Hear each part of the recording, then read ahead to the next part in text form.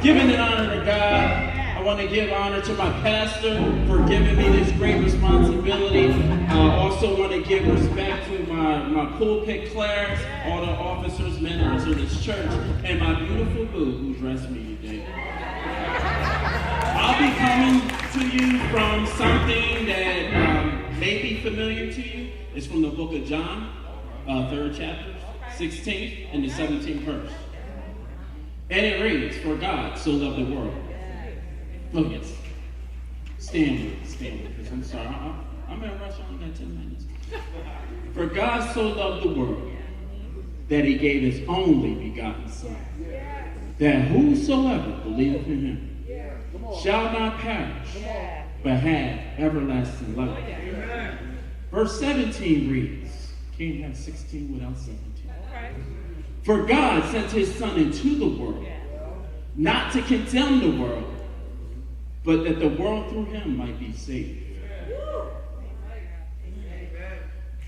I'll be coming to you with the title of "He's Coming."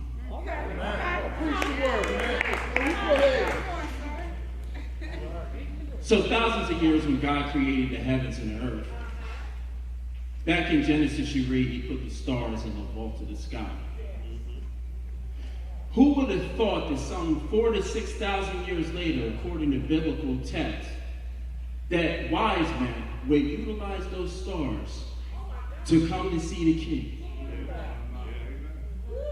He could have come to earth any way he wanted because he has the power and authority of heaven in his hand. Yet he chose to, what some would say, deplorable conditions. He had to sleep with animals. Pastor taught us Sunday, he laid in a trough where the animals ate. There were cloths that were wrapped around him. They call them swaddling clothes. The swaddling clothes, if no one knows, when you did a long journey, you took these linens with you in the event that someone died. All that they had were these linens to wrap around the baby Jesus. But how ironic is Jesus is wrapped in clothes meant for the dead, but he wore the clothes so that you could live.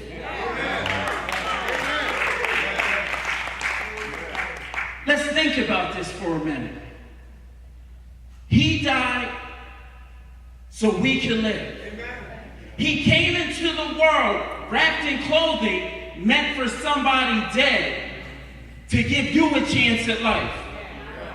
You know, I'm going to stick a pin in that.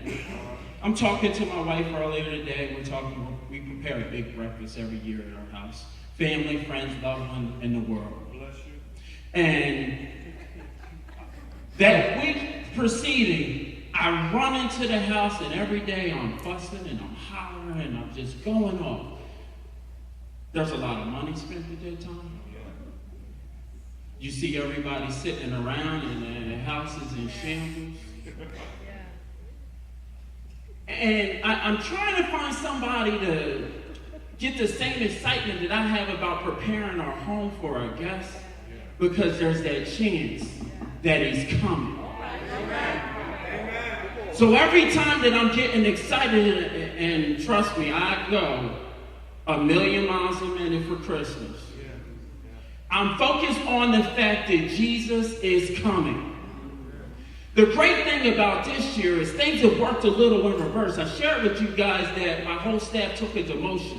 Money hasn't been the same, but we've been blessed. So as we're standing here and we're preparing and we're preparing Thanksgiving dinner, a friend of mine whispers to me, "Hey, what do you think about the church serving breakfast on Christmas?" Dude, I think that's awesome. That answers a lot of prayers. Because I was sent here, Second Baptist, today to tell you. Jesus said, "I'm coming." Walk down the street at 8th and Diamond. He's already aligned the stars to this church for tomorrow morning. Because he says, "I'm coming." Jesus.